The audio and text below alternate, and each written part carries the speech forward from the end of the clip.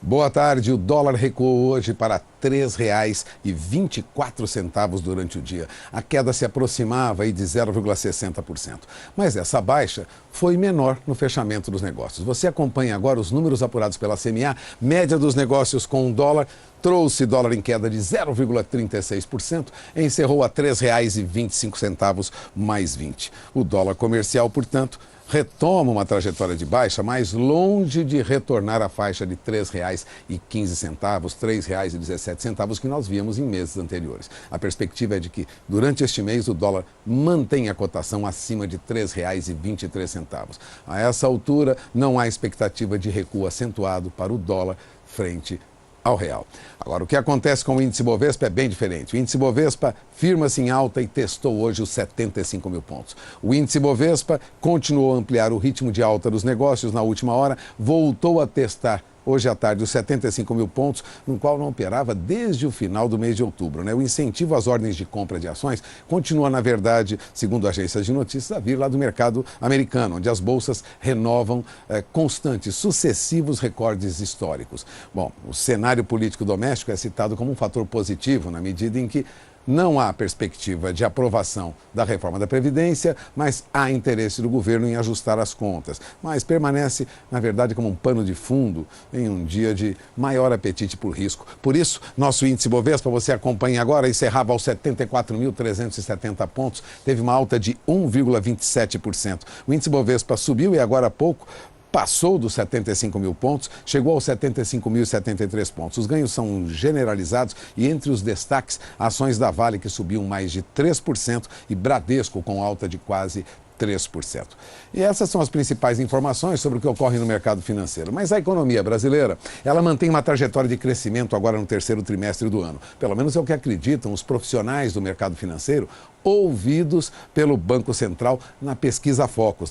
Os economistas, aliás, respondendo essa pesquisa que é feita semanalmente pelo Banco Central, identificaram uma aceleração no ritmo de crescimento da economia brasileira. De Brasília, Odacil Canepa tem os detalhes. É o que revela o resultado do Índice de Atividade Econômica, o chamado IBCBR, divulgado nesta segunda-feira pelo Banco Central. Entre julho e setembro, o índice apresentou alta de 0,58% comparada ao mesmo trimestre do ano passado. Para 2017, a previsão dos analistas do mercado financeiro é de uma alta do PIB de 0,73%. Mas o Banco Central estima uma expansão um pouco menor, na ordem de 0,7%. Já o Ministério do Planejamento prevê uma alta de 0,5%. Para o mercado, a taxa básica de juros, a Selic, deve se manter em 7% ao ano. Odacil Canepa para o SBA. E a falta de espaço em navios agora pressiona a exportação agrícola em contêiner, exportações do Brasil que são feitas em contêineres, É o que diz a operadora de logística Maersk Line. Bom, o diretor da Trade Marketing da empresa, disse que o Brasil não deverá ter grandes problemas em relação à disponibilidade de contêineres, mas sim em relação à disponibilidade de espaço nos navios, porque os navios destinados à exportação dos nossos produtos já estão cheios. Também, segundo dados da Maersk, a movimentação dos terminais está em fraca expansão em função da recuperação da economia. Bom, a informação é da agência de notícias inglesa Reuters. Portanto, espaços em navios são restritos para a exportação de produtos brasileiros e já preocupa uma grande operadora internacional de logística, a Maersk Line. Agora, você sabe como a B3, a Bolsa de Valores aqui de São Paulo, a Brasil Bolsa Balcão, procede à negociação de compra e venda de contratos futuros e também de opções de produtos agrícolas? Bom, para entender melhor essa grande movimentação de papéis que ocorre aqui na B3, ouça o comentário de Antônio Resch. Olá, muitos empresários do setor da agropecuária brasileira não gostam muito de operar aqui na Bolsa. Comprar ou vender contratos futuros. Porque os contratos futuros têm um negócio que se chama ajuste diário. O que é o ajuste diário? todo dia tem um ajuste, ou entra dinheiro na sua conta ou sai dinheiro da sua conta. Eu estou simplificando bem, mas posso sofisticar essa questão. Então, para você ter uma posição na bolsa comprada ou vendida, você precisa ter uma certa disponibilidade do dinheiro. Porque, por exemplo, você vendeu por 10, no dia seguinte caiu para 9, alguém bota essa diferença em reais, dinheiro, na sua conta. Mas se você vendeu por 10, no dia seguinte foi a 11, o dinheiro sai da sua conta. Isso contratos futuros. Mas há uma alternativa, porque aqui a criatividade do homem parece-me inesgotável. Existe o contrato de opção, que é o seguinte, primeiro que não tem ajuste diário. Segundo, como é que ele funciona? Você compra o direito de vender um tal produto por 10, digamos, em dezembro, mês que vem. Aí paga um prêmio para quem desejar comprar por esse preço, que nem prêmio de seguro de carro. Aí tem uma data determinada que você diz se vai exercer o direito ou não, porque você tem o direito de exercer, mas não a obrigação. Preste atenção nisso que é importante. Aí chega lá em dezembro, o que você vendeu por 10 está sendo negociado no mercado a 15. Aí você fala, opa, tirando o prêmio que eu paguei, ainda vou ter um bom lucro. Aí você avisa a outra parte, não vou exercer, e perde o prêmio. Aquilo que você pagou para ele lá atrás, você perdeu, mas você vai ganhar, vai vender por 15, não por 10. E se o preço, em vez de 10, na hora de exercer o direito ou não, tiver a 5, você diz, claro, vou exercer o direito de opção. A outra parte vai te comprar o combinado por 10. Entenderam com mais ou menos como é que funciona? Até o próximo boletim. Bom, e o plantio de milho está atrasado em algumas regiões do país. O lembrete é da meteorologista Juliana Rezende, da SOMAR. Agora, a Juliana fala sobre o comportamento do clima na região centro-oeste do país. De olho na informação. Agroclima, oferecimento Biomatrix, sinal verde para alta qualidade em grão e silagem de milho. Olá, boa tarde a todos. As atividades de plantio do milho no estado de Minas Gerais já está bastante atrasada.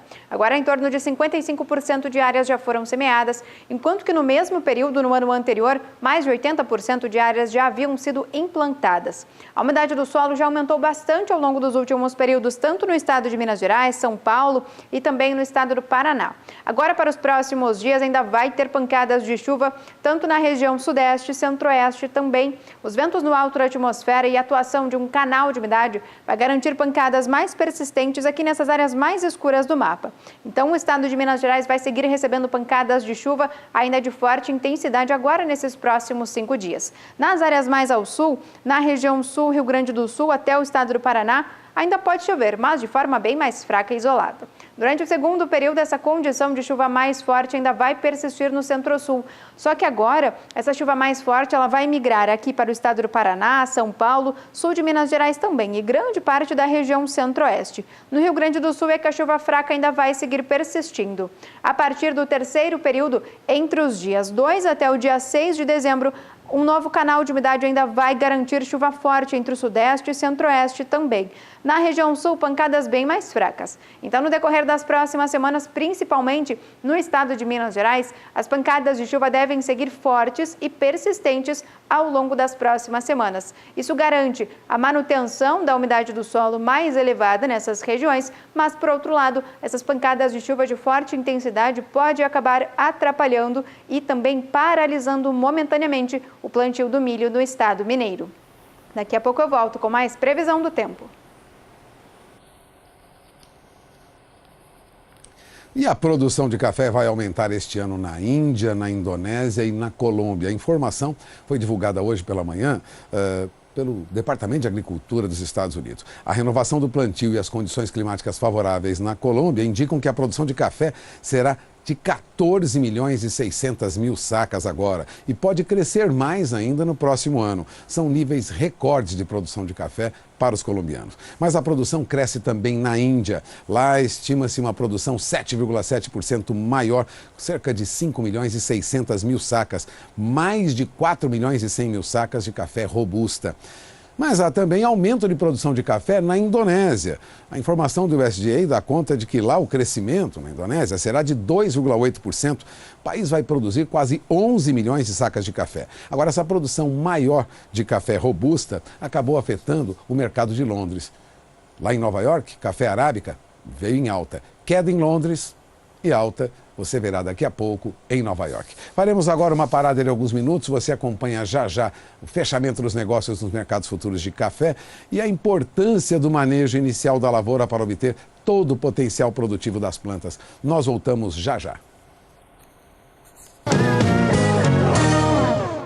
17 horas e 50 minutos, horário brasileiro de verão. Nós voltamos ao vivo dos estúdios da B3, Brasil Bolsa Balcão, em São Paulo. E agora nós vamos a Cuiabá, onde Denner Dias fala sobre a inauguração que ocorre lá hoje de uma unidade da Real H. Denner.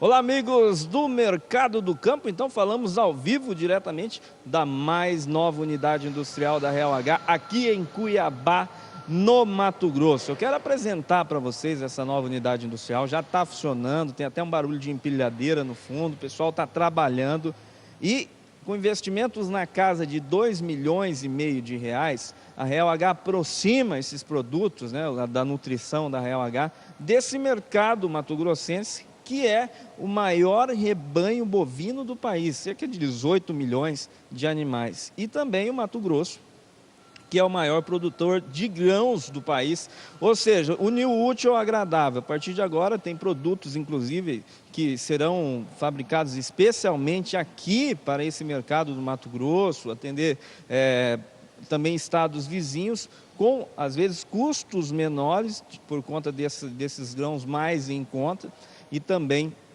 para atender aí com todos os pontos positivos que a Real H tem. Então, fábrica nova funcionando. Hoje é dia da homeopatia, então dia 21 de novembro é o dia da homeopatia. Não havia uma data mais simbólica para inaugurar esse novo espaço da Real H. Então, tudo pronto, já funcionando, e a Real H nessa semana aí também trazendo as promoções especiais da Black Week, né? A semana de promoções da Real H. Então, muito obrigado aí pelo espaço. Estamos trazendo essa nova fábrica aqui, mostrando para vocês, amigos do SBA. Retornamos com o estúdio.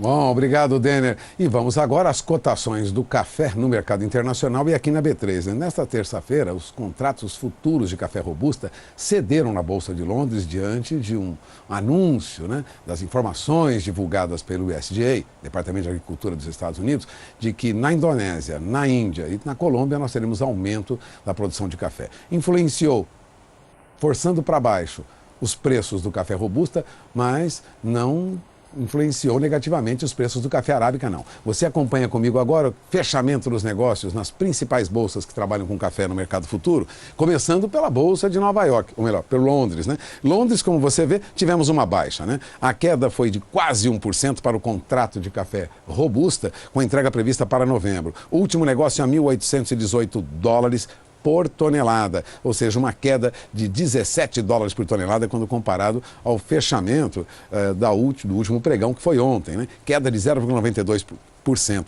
Agora, janeiro, a $1.801 por tonelada caiu quase 0,5%. A baixa também foi acentuada, queda de $9 por tonelada. Isso sempre comparado ao valor de ontem. Contrato de março também vem em queda. $1.783 por tonelada, caiu 0,44%, perdeu $8 por tonelada hoje. E em Londres, café para maio de 2018, considerando aí contratos com entrega prevista para maio do ano que vem, a $1.790,33, $1.790, queda de 0,33%, perdeu 6 dólares por tonelada, considerando aí o fechamento de ontem. Então, o café robusta teve queda lá. Agora, café arábica, negociado na Bolsa de Nova York, teve alta. Teve alta por quê? Por conta da desvalorização do dólar, entre outros fatores. Também pudera, depois de queda nos 2 últimos pregões de quase 3,5%, alguma recuperação para o mercado do café. É o que você acompanha comigo agora, na tela que você tem no seu televisor, últimos negócios.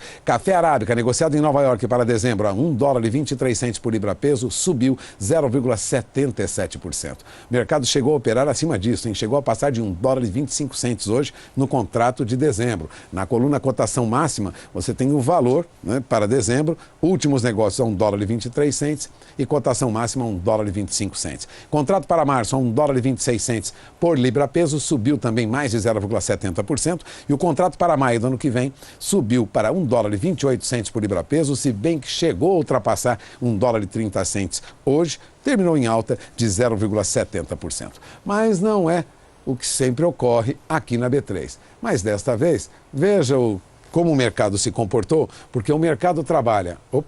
Temos aqui café na Bolsa Brasileira, operava em queda em vencimentos mais longos. E por que isso ocorre? Isso ocorre porque há um ajuste em função da movimentação de ontem. Ontem nós tivemos uma queda no mercado lá fora, hoje uma alta lá fora. Mas aqui a Bolsa Brasileira, que não operava ontem por conta do feriado, tem o seu ajuste. E os valores de negociação você tem na tela do seu televisor. Contratos negociados para dezembro, aqui na B3. 2 café na BMF Bovespa. Veja, últimos negócios a 153 dólares e 65 centes a saca. São mais de 2.500 contratos negociados, teve uma leve alta de 0,03%. O contrato para março, a 158 dólares e 60 centes a saca, também subiu 0,25%. Mas não é o que ocorre com o contrato de setembro. Já o café para setembro do ano que vem recuou, e recuou bastante, hein? Deixou aquela faixa de 161 dólares a saca e caiu no ajuste da bolsa para 158 dólares e 70 centes a saca. Agora, assim como os outros contratos, teve alguma recuperação. Nos últimos negócios, café com entrega prevista para setembro de 2018 sobe um pouquinho, volta a 159 dólares e 85 centes a saca. Mesmo com essa alta nos últimos negócios, não recupera os valores que nós tínhamos na sexta-feira, véspera, portanto, desse final de semana prolongado. Contrato para setembro de 2019, você tem na tela do seu televisor, foi ajustado em baixa de quase 2,5%, caiu para 170 dólares e 50 centes a saca. Perdeu mais de 4 dólares e 30 centes por saca, café negociado para setembro do ano que vem. O mercado se ajusta agora, lógico, a valores diferentes do que nós víamos em função desse feriado, quando nós não tivemos na B3 o acompanhamento do mercado lá fora. Hoje, na retomada das negociações aqui, esse ajuste com alguns vencimentos em queda no mercado futuro para café arábica. E o que acontece no mercado de defensivos agrícolas e insumos é que ele sentiu os efeitos dessa crise, né? E mais do que isso, a falta de chuvas deste ano também refletiu nesse mercado. Isso atrasou até o início de plantio de lavouras de verão. Agora, é nesse período que as plantas precisam de um manejo adequado. Sem isso, a produtividade fica comprometida lá na frente. É o que alertam técnicos da Arista Life Science. A jornalista Sarah Kirchhoff entrevistou o gerente de negócios da Pronutiva, da Arista, aqui na B3. Veja. Lucas Rona, primeiramente, bem-vindo aqui ao SBA. Muito obrigado, Sara. Eu começo te perguntando por que a fase inicial da lavoura ela é tão importante para o resultado final. Sara, hoje nós temos um potencial produtivo muito subutilizado dos nossos cultivos de forma geral. A fase inicial do cultivo é um período muito crítico. É uma fase onde a planta, todo cultivo, desde milho, soja, algodão, frutas e vegetais, é um período onde o cultivo está muito suscetível a pragas, doenças, e é um período que, para a gente explorar cada vez mais o potencial produtivo de cada cultivo, a gente tem que ter um melhor enraizamento, um melhor vigor inicial e um stand padrão para os cultivos. Ainda mais aqui no Brasil, né, que a gente tem a propagação de tantas doenças na lavoura em função do clima, né? Exatamente, são várias doenças que a gente tem, fungos de solo, fungos de semente mesmo, que podem atacar e prejudicar logo no início o potencial produtivo do cultivo. E aí não tem como remediar depois, né? Se não tivesse esses cuidados no início. Dependendo da doença que ataca no começo, você não tem um fator compensante, você não vai, talvez você pode até ter que replantar e perder o timing ideal de plantio. Então, é um período muito crítico, é um dos mais importantes que a gente tem sofrido aí com pragas, doenças, e uma coisa simples que você pode fazer, um programa de proteção com biosoluções que você pode agregar para o cultivo, você pode resolver esses problemas de fungos, de pragas, de doenças e melhorar o potencial genético do cultivo, garantindo assim um maior enraizamento, um maior vigor inicial e um melhor arranque. Lucas, isso tudo entra justamente naquela parte da gestão da propriedade, né? De fazer esse planejamento bem antes de começar o trabalho da semeadura, né? Exatamente. Hoje a gente passou desde os anos 80 para cá de uma agricultura familiar para uma agricultura muito mais profissionalizada. E hoje cada fazenda, cada propriedade, ela é tratada como uma empresa de fato, desde as menores, desde um produtor muito pequeno de hortaliças até um produtor muito grande de soja, de algodão. É tratado como uma empresa e tem que ser tratado todo o planejamento financeiro, não só de um ano, não só de uma safra, mas também de várias safras. E se for colocar na balança esses tratamentos iniciais, lá no início da lavoura, com o que pode dar de aumento na produtividade, né, e no potencial produtivo aí que a gente está falando, como é que fica essa balança? Geralmente, o investimento que você faz hoje, a semente, o investimento da semente geralmente é um investimento alto, o potencial genético que você tem. Esses cuidados que você faz perto do custo de produção é muito baixo dentro de um tratamento de semente. Pode representar entre 2% a 5% do custo total de produção esse investimento inicial que se faz com o estabelecimento de cultivo. É muito baixo perto do que ele pode garantir de potencial produtivo. Sim. E o Brasil, apesar desses problemas de clima que acabam atraindo mais pragas aí para as lavouras, né? Ele tem um importante papel em alimentar o mundo e ainda mais nos próximos anos, né? De acordo com umas previsões da FAO, aí a gente vai ter um aumento significativo na população mundial e o Brasil tem um papel fundamental nisso, né? Exatamente. Hoje o Brasil é um celeiro do mundo, vamos dizer. E assim sendo, ele tem um dos poucos países que tem condição para se produzir durante todo o ano. Você vê aí 2 safras e meia em algumas regiões. Isso traz benefícios e traz alguns prejuízos. Um prejuízo é a questão de população de pragas, doenças, plantas daninhas que vem aumentado muito e por aqui ser um país de clima tropical que dá condições para várias espécies aí se adaptarem a esse clima. Por outro lado, nós estamos vendo que projeções da FAO já falam em 2050 população mundial acima de 10 bilhões de habitantes. Uhum. Com todo esse potencial produtivo, hoje, de acordo com a literatura, se a gente pegar todas as médias nacionais de todos os cultivos, a gente está em torno de 30% a 50% do potencial genético produtivo já colhido. Uhum. Há um exemplo da soja. Soja já foi colhida 10 toneladas por hectare, comercialmente, isso não em campo experimental, isso comercialmente. Sim. A média hoje no Brasil é abaixo de 3 toneladas por hectare, ou seja, 30% do que se pode produzir. Então, existe um estudo da FAO, né, que 40% desse aumento de produção que vamos precisar para alimentar 10 bilhões de habitantes no mundo em 2050, 40% disso vem do Brasil. 40% disso vem do Brasil e 80% vem do aumento de produtividade. A gente vê um pouco vai ser de aumento de área, em torno de 10% vai ser em aumento de áreas agricultáveis. Sim. A gente tem um inverso acontecendo no mundo e algumas áreas deixando de ser agricultáveis em função de salinização, em função de outros problemas, elas se tornando desérticas. 10% desse aumento de alimentos vem de intensidade de cultivo, então você deixar de plantar uma safra para 2 no ano na mesma área, mas 80% vem de produtividade. O Brasil ele está preparado com isso e para pensar cada vez mais em em produtividade e aumento de produtividade. A gente consegue porque a gente tem exemplos de áreas já colhidas muito mais altas do que as médias que estão sendo colhidas agora. E como é que faz para isso tudo chegar lá no produtor? Para que essa realidade seja a realidade do dia a dia da maioria dos produtores brasileiros? A agricultura não é fácil, né? Assim, a agricultura é complicado, a gente não sabe, a gente está lidando esse ano, por exemplo, com atraso de chuvas, então o mercado como um todo está atrasado, muito atrasado. Você sentiu esse impacto também? Sentimos. Pensando em agroindústria, e o mercado para nós até setembro rodou cerca de 50%. Então tem muita coisa para acontecer ainda nesse último quarto, que a gente chama, que é outubro, novembro e dezembro. A gente sentiu bastante, mas isso está sendo recuperado porque vai ser área recorde de soja plantada, em torno de 35 milhões de hectares. Então o mercado vai rodar, mas está um pouco atrasado.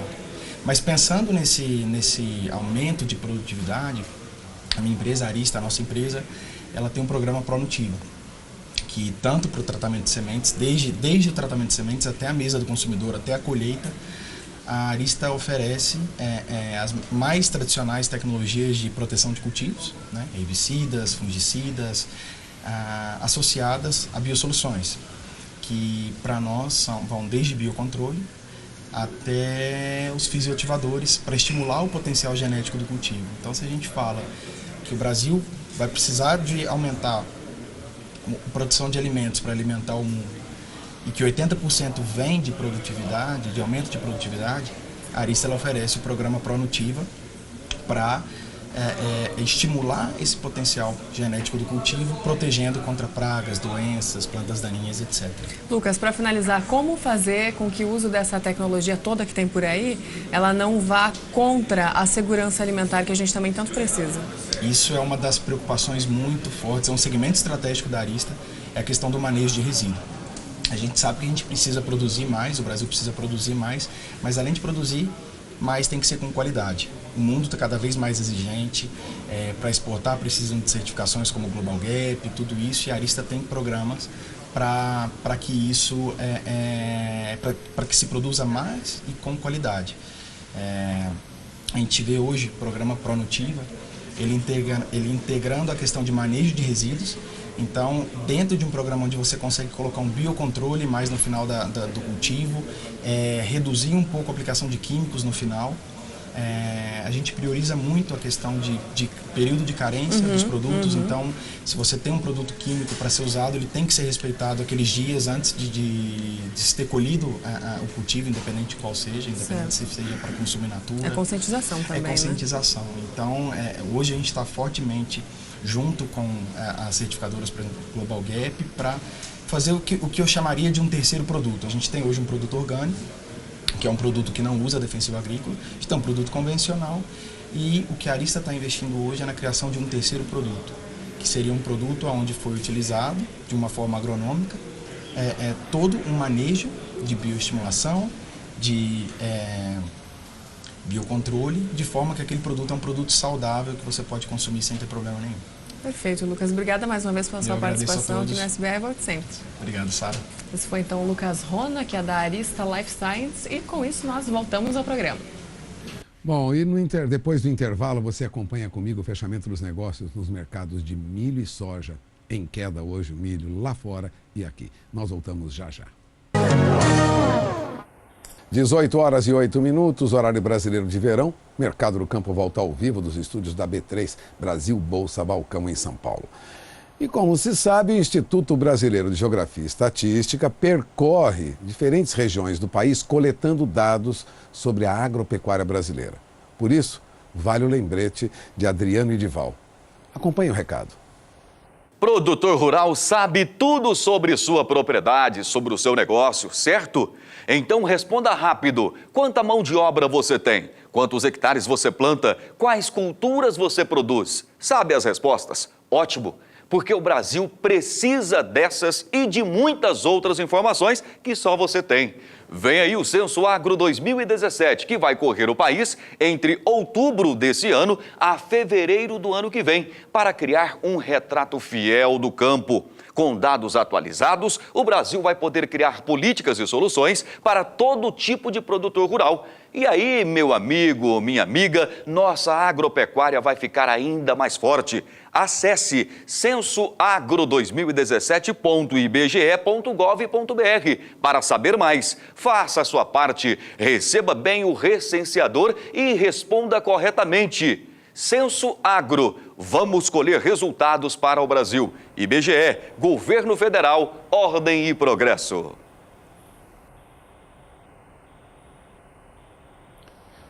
Bom, e de olho nas condições das pastagens, viu? Porque Juliana Rezende lembra que no centro-norte do país as condições de clima mudam um pouco. Veja.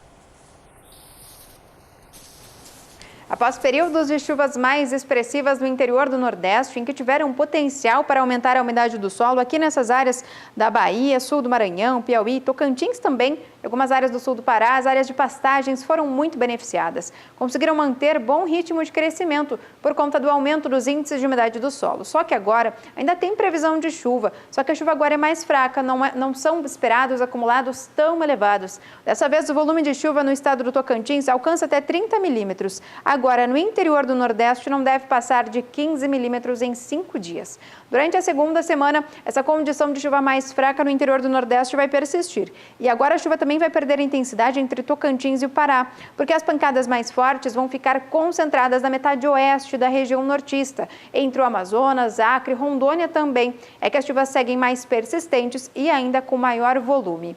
Durante o terceiro período, entre os dias 2 até o dia 6 de dezembro, chuvas frequentes aqui entre o Amazonas, Rondônia e Acre, enquanto que nessas áreas do Pará, Tocantins e praticamente todo o interior do Nordeste, pancadas bem mais fracas e que devem ocorrer ainda intercaladas com dias de tempo mais seco. Então, ao longo das próximas semanas, essa condição agora de pancadas de forte intensidade no interior do Nordeste não deve acontecer, porque as chuvas seguem fracas, isoladas também. Mas mesmo assim, mesmo com essas pancadas mais fracas, a condição ainda para manter bom crescimento para as áreas de pastagem ainda vai persistir, porque essas pancadas, mesmo que fracas, ainda conseguem manter a umidade do solo um pouco mais elevada, favorecendo as áreas de pastagens. Hoje eu encerro por aqui a minha participação. Até mais! Bom, e as chuvas que chegam na Argentina, pelo menos atenuam a seca nas áreas de plantação de milho. Foi o que teria influenciado, segundo analistas de mercado, o comportamento dos preços lá em Chicago hoje, lá na Bolsa de Chicago, no mercado futuro de milho. Por isso, milho recuou um pouco. Mas soma-se a isso uma produção muito grande que o mercado americano e o mercado mundial espera nos Estados Unidos. Por isso, não é surpresa que milho hoje encerrava com queda. É uma queda leve, é verdade, mas mantém uma distância considerável do que os americanos consideram preços bons para negociação com milho. Veja no quadro. Nos últimos negócios, milho para dezembro, na Bolsa de Chicago, a $3,45 por bushel, fechou hoje no mesmo valor de ontem. Mas o contrato de março do ano que vem, a $3,56 por bushel, recuou 0,07%. Perdeu $0,25 de centavo de dólar por bushel quando comparado ao valor de ontem. Os preços para maio de 2018 também recuaram. Recuaram $0,25 de centavo de dólar no fechamento a $3,64 por bushel. E na última linha, o contrato de julho, a $3,72 por bushel, também veio em queda, uma queda leve, é verdade, mas continua a acentuar o afastamento dos números no mercado futuro dos $4 por bushel, que, como eu falava agora, é considerado no mercado americano bom para negociação com milho. Agora, o que acontece na B3? Na B3, na nossa bolsa, o mercado futuro de milho começa a ceder. Ainda se mantém acima de R$ 32 a saca, em alguns vencimentos perto de R$ 33 a saca, mas veja que o mercado futuro sinaliza para milho, lá na frente. Milho negociado para novembro, ajuste na última sexta-feira, R$ 32,25 a saca. Mas o contrato para janeiro, que estava a R$ 32,41, já fechou a R$ 31,93 a saca. Perdeu quase 1,5% hoje no ajuste da Bolsa. O contrato para março teve alguma recuperação nos últimos negócios, mas muito tímida. Fechou, o último negócio a R$ 33,50 a saca, mas fechou em queda de quase 1% a R$ 33,49. Portanto, baixou muito, considerando aí que estava 33,80 na última sexta-feira. Queda também para milho com entrega prevista para maio de 2018. Perdeu 0,67% e estava na sexta-feira, antes do final de semana prolongado, a 32,92. Já caiu para 32,70. Agora, nos últimos negócios, é que tem uma leve recuperação para R$ 32,80 a saca. Agora, a chuva que chega e atenua a seca nas áreas de plantio de milho lá na Argentina não altera o mercado da soja, porque lá não haverá mudança na colheita, na produção de soja. Por isso, o mercado lá nos Estados Unidos veio em queda, mas uma queda muito pequena, porque havia lá uma alta para os preços do farelo e uma queda para os preços do óleo de soja. Esse mercado manteve a cotação do grão em Chicago equilibrada. É o que você acompanha comigo agora. Na Bolsa de Chicago, a soja fechou hoje com leve queda de 0,07%, no máximo queda de 0,10%. O contrato de janeiro fechou a $9,89 por bushel, recuou 0,10%. O contrato para março fechou a $10 por bushel, recuou muito pouco, perdeu 1 centavo quando comparado ao valor de ontem. Ontem fechava na faixa de $10,01, $10,02. Contrato para maio também recuou hoje, recuou quase 1 centavo de dólar por bushel, caiu 0,07% e fechou a $10,10 por bushel. Bom, o mercado de soja teve um movimento de queda, mas essa queda acabou não influenciando o mercado aqui na B3, viu? Porque você tem aí agora a soja na tela do seu televisor negociada aqui no mercado futuro da B3, que tem, lógico, uma ligação direta com o que ocorre lá, porque o ajuste do dólar provocou aqui uma alta para a cotação da soja no mercado futuro. A soja para janeiro subiu para $21,78 por saco. Contrato de março foi a $21,80 a saca, alta também para o contrato de maio a $22,28 por saca e o contrato de julho foi a $22,28 por saca. Repare que todos os contratos, tanto os mais curtos, né, janeiro e março, como maio e 18, têm números muito próximos, né? Na faixa aí bem perto de $22 por saca. E essas são as principais informações até este momento. Nós vamos encerrando aqui mais uma edição de Mercado do Campo, lembrando que amanhã nós voltaremos às 17h35, horário brasileiro de verão, ao vivo da B3, com mais informações para você que acompanha a programação do Canal do Boi. Agora você fica com Jorge Zaidan e Renata Ferreira, com Pecuária BR, todas as informações sobre o que ocorreu hoje na agropecuária brasileira. Boa noite.